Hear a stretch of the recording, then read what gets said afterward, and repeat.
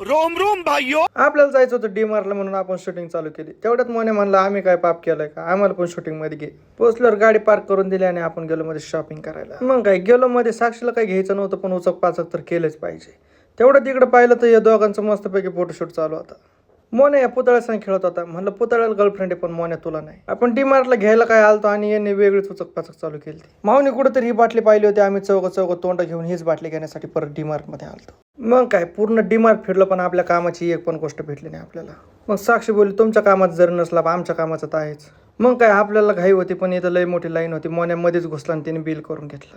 माऊ फक्त बोलली ती दादा बॉटलच घ्यायची म्हणून मी तावा आलो पण माऊने ते इथं डायरेक्ट 800 रुपयाला खड्ड्यात पाडलं आपल्याला. मग काय गाडी काढली आणि आपण निघालो घराकडे. माऊन साक्षी संघ असले आणि बाहेर गेलो आणि पाणीपुरी खाल्ली नाही असं होऊच शकत नाही. मग आपण आलो पाणीपुरी थोडंच खाऊन असं म्हणत त्यांनी तर दणकूनच खायला चालू केलं. तर मित्रांनो असा आता आपला व्लॉग आवडला असेल तर नक्की लाईक शेअर कमेंट करा. धन्यवाद.